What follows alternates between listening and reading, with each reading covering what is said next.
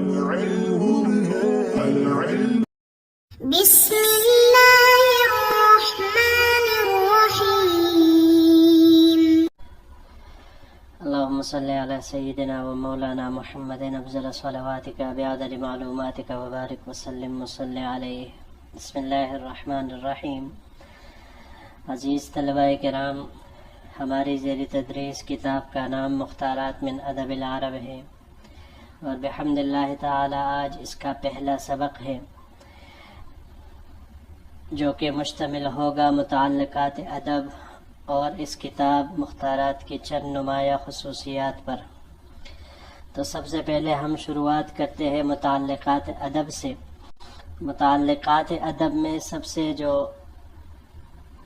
اول آتی ہے وہ علم ادب کی تعریف، پھر اس موضوع اور آخر میں غرض و غایت. لیکن اس سے پہلے ہمیں لفظ ادب کی تحقیق درکار ہوگی کہ لفظ ادب لغوی اعتبار سے کسے کہتے ہیں، اصطلاحی اعتبار سے کسے کہتے ہیں، کن کن ابواب سے اس کا استعمال ہوتا ہے، تو یہ جاننا ہمارا بہت ضروری ہے. ادب لغوی اعتبار سے مختلف ابواب سے اس کا استعمال ہوتا ہے. باب ضربہ سے بھی ہو سکتا ہے، باب کرومہ سے بھی ہوتا ہے، تفعیل، مفاعلہ، باب افعال، استفعال، ان سارے ابواب سے ہوتا ہے. لیکن اب دیکھنا یہ ہے کہ ہر ایک باب سے اس کا ایک معنی آتا ہے تو وہ کس ترتیب سے آ رہا ہے. تو سب سے پہلے ہم لیتے ہیں باب ضربہ سے. باب ضربہ سے جب اس کا استعمال ہو تو اس کا مصدر ادبن آتا ہے. ادبن بسکون الدال، ضرب یضرب ضربن آتا ہے تو اس کا مصدر ادبن آئے گا، بمعنی دعوت کے لیے کھانا تیار کرنا یا دعوت دینے کے معنی میں. اور اسی سے جو اسم فاعل کا صیغہ استعمال ہوتا ہے آدبن، یہی استعمال ہوتا ہے باب افعال سے بھی. اور آدب اس شخص کو کہتے ہیں الداعی الی الطعام، یعنی آدب وہ ہے جو کھانے کی طرف بلائے. اور اس کے علاوہ جب ہم اس کو لے باب کرومہ سے تو پھر اس کا مصدر آئے گا ادبن، بمعنی ادب والا ہونا. اور اسی سے ادیب استعمال ہوتا ہے، ادیب جس کی جمع ادبا آتی ہے.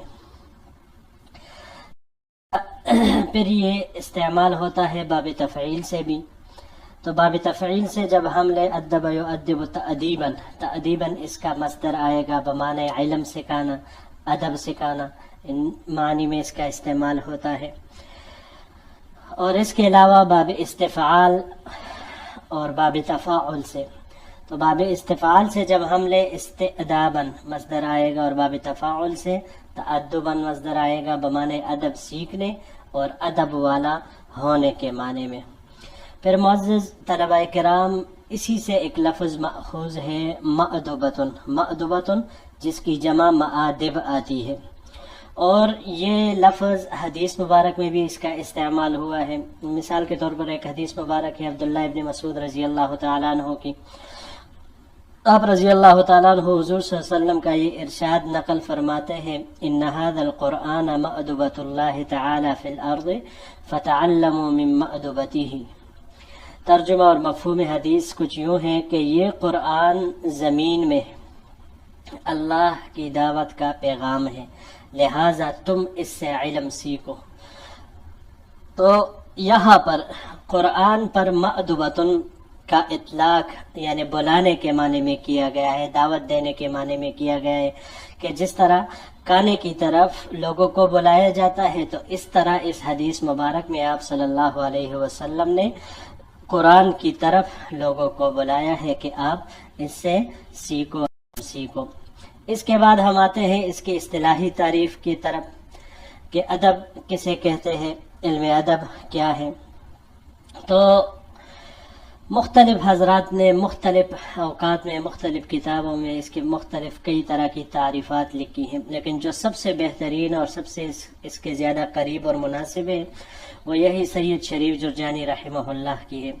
یہ تعریف انہوں نے اپنی کتاب تعریفات میں لکھی ہے. وہ فرماتے ہیں کہ یہ ہوا علم یحترز به عن الخلل فی کلام العرب لفظا و کتابتا، یعنی علم ادب وہ علم ہے جس کے ذریعے انسان کلام عرب میں لفظی اور تحریری غلطی سے بچ سکے یا محفوظ رہ سکے. یہ انہوں نے وہاں پر لکھا ہوا ہے. تو اس سے معلوم ہوا کہ علم ادب کے ذریعے سے ہی انسان عربی کلام پر بھی قادر ہوگا اور عربی تحریر کتابت پر بھی قادر ہوگا. تو جو بھی کلامی اعتبار سے لفظی اعتبار سے عربی میں کام کرنا چاہتے ہیں کلامن، تو لہٰذا ان کے لیے ضروری ہے علم ادب پر عبور حاصل کرنا. اور اسی طرح جو تحریرات کے ذریعے سے کتابت کے ذریعے سے اپنے مقالات کے ذریعے سے عربی میں کچھ کام کرنا چاہتے ہیں تو ان کے لیے بھی ضروری ہے یہ علم ادب پر عبور حاصل کرنا.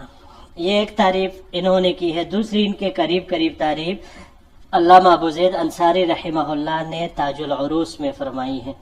آپ فرماتے ہیں کہ بھئی کل ریاضت محمودت یتخرج بها الانسان فی فضیلت من الفضائل، ہر ایک اچھی ریاضت جس کے ذریعے انسان کسی خوبی یا وصف سے متصف ہو سکے، بس یہ علم ادب کی انہوں نے اصطلاحی تعریف کی ہے. یہ علم ادب کہلاتی ہے کہ اس کے ذریعے سے انسان یہ کسی اچھی خوبی اور صفت سے وہ متصف ہو سکتا ہے اگر وہ اس میں کوشش کرے.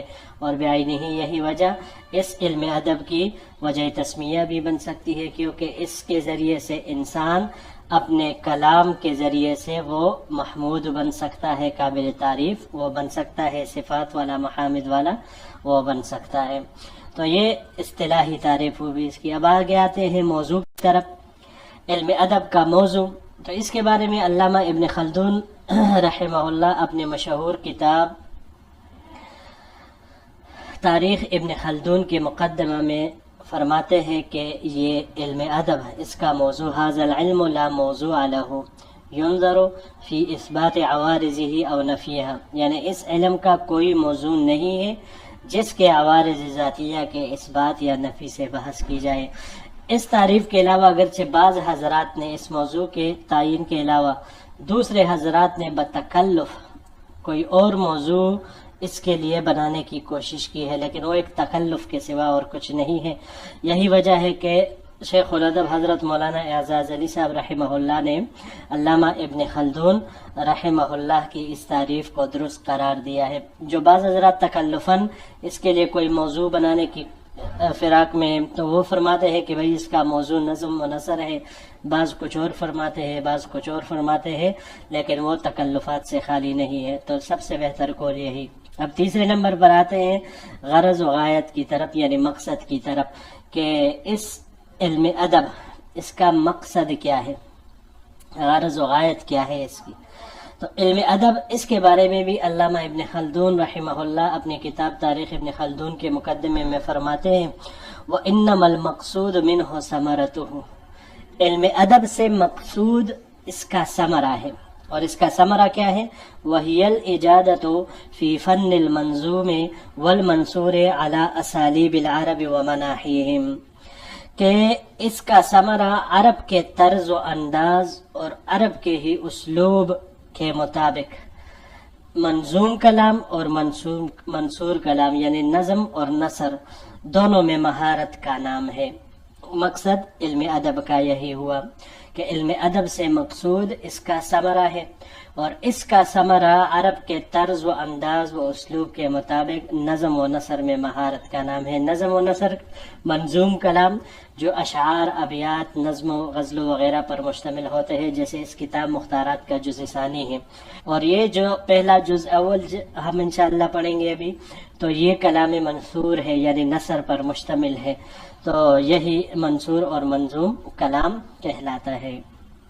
اب معزز طلباء کرام، اس کے بعد آتے ہیں ہم چوتھے نمبر پر اس کتاب مختارات کی چند نمایاں خصوصیات کی طرف، کہ اس کتاب میں بہت اعلیٰ خصوصیات اور صفات موجود ہیں، لیکن اس سے فائدہ اٹھانے کے لیے اس سے واقف ہونا ضروری ہے.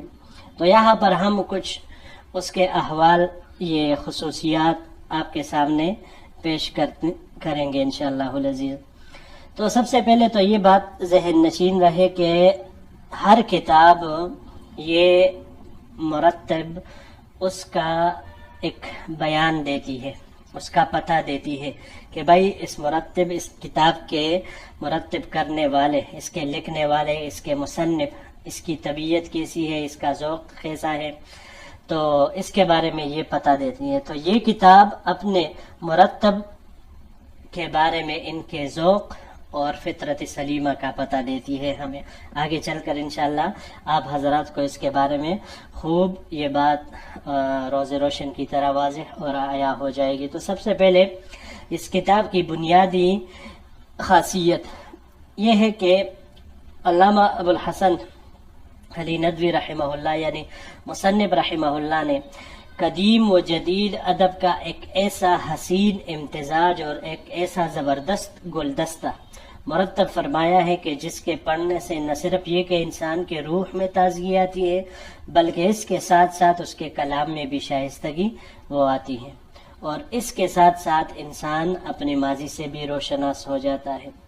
یعنی ایسا زبردست ایک گلدستہ انہوں نے مختلف مضامین سے، قرآن، حدیث اور تاریخ سے وہ مرتب کر کے ہمارے سامنے پیش کیا ہے کہ جس کو پڑھنے سے یقینی طور پر انسان اپنی روح میں بھی بشاشت پائے گا، کلام میں بھی اس کی شائستگی آئے گی اور اپنے ماضی سے بھی یہ واقف ہوتا چلا جائے گا۔ پھر اس کے بارے میں، اس کتاب کے بارے میں مصنف رحمہ اللہ نے اس کتاب کی شروعات قرآن کریم سے کی ہے۔ عباد الرحمن اس سے شروعات فرمائی ہے۔ قرآن کریم کے بالکل جو بلیغانہ، مرقع و مرصع عبارات کتاب اللہ کی جو ہے، اور سب سے اعلیٰ جو بالکل بلاغت کے اعلیٰ منازل کے ہیں، تو وہ مصنف رحمہ اللہ نے ان کا ادب میں انتخاب کیا ہے اس کتاب میں۔ اس کے علاوہ اس کتاب میں حضور صلی اللہ علیہ وسلم کا بچپن سے پھر لے کر مکہ مکرمہ سے مدینہ منورہ تک ہجرت، صحابہ کرام سے آپ صلی اللہ علیہ وسلم کے معاملات، ان سے محبت، صحابہ کرام کا حضور صلی اللہ علیہ وسلم سے عشق و عقیدت، اسلام پر نازک وقت میں جو حالات آئے ان کے کچھ واقعات حضرت مصنف رحمہ اللہ ہمیں جا بجا پیش کرتے ہوئے وہ نظر آئیں گے۔ اچھا، تیسری خاصیت اس کتاب کی یہ ہے کہ اس کتاب کے پڑھنے سے نہ صرف یہ کہ انسان اس کے عربی گرامر میں بھی بہتری آتی ہے، بلکہ دوسرا یہ کہ اس کے ادبی ذوق کی چاشنی کے لیے بھی مفید ہے یہ کتاب، کہ اس سے پہلا جو فائدہ اس کو حاصل ہوگا تو یہ کہ اس کے عربی گرامر میں جو بنیاد ہے بالکل علم کی بھی اور علم ادب اور عربی کے سیکھنے کی، تو اس کے لیے جو بنیادی چیز گرامر ہے تو اس پر اس کو عبور حاصل ہو جائے گا، اس میں بہتری آئے گی، اور دوسرے نمبر پر اس کے ادبی ذوق اس میں بھی اضافہ ہوگا۔ پھر اس کے علاوہ چوتھی خاصیت یہ ہے کہ اس کتاب کا ہر مضمون کسی نہ کسی درجے میں ہمیں کوئی نہ کوئی سبق دیتا ہوا نظر آتا ہے۔ ہر مضمون ایک سبق پر مشتمل ہے، لیکن اس سبق کو ہم لینے والے بن جائے یہ اب ہمارے اوپر منحصر ہے۔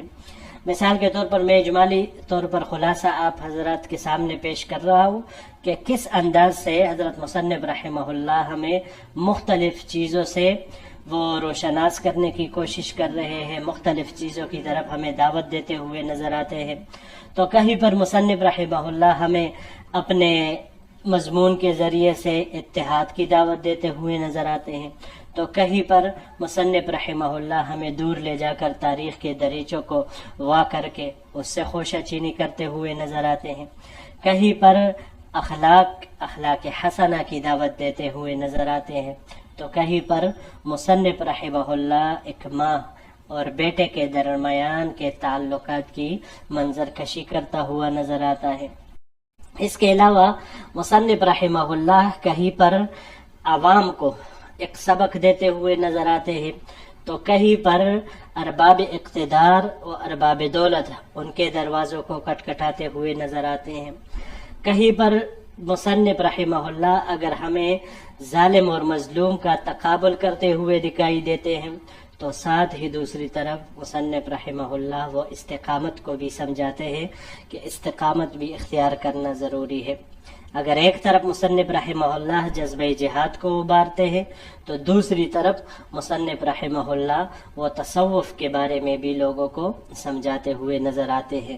اگر ایک طرف معاشرے میں انصاف کی دعوت دیتے ہوئے نظر آتے ہیں کہ معاشرے کے لیے انصاف کتنا ضروری اور لازمی ہے، تو اس کے ساتھ ساتھ اس کے مقابل میں مصنف رحمہ اللہ معاشرے میں جب ظلم اور ناانصافی ہو تو اس کے نتیجے میں کیا کیا نقصانات وہ رونما ہوتے ہیں اس کا تذکرہ بھی کرتے ہوئے نظر آتے ہیں. تو بہرحال یہ ایک خلاصہ کے طور پر میں نے آپ حضرات کے سامنے یہ پیش کیا. انشاءاللہ العزیز جو ہم پھر کتاب آگے پڑھتے جائیں گے آپ کو بخوبی اندازہ ہوتا چلا جائے گا کہ حضرت مصنف رحمہ اللہ نے کتنے ذوق اور شوق اور محبت کے ساتھ ان واقعات، ان مضامین کا انتخاب کر کے ایک بہترین تیار گلدستہ اور ایک حسین امتزاج ہمارے سامنے پیش کیا ہے. اللہ تعالی ہم سب کو اس سے سبق حاصل کرنے والا بنائے. یہی پر انشاءاللہ العزیز آج کا یہ پہلا درس ختم ہوتا ہے. زندگی رہی تو اگلے درس میں آپ حضرات کے ساتھ ملاقات ہوگی. السلام علیکم ورحمۃ اللہ وبرکاتہ.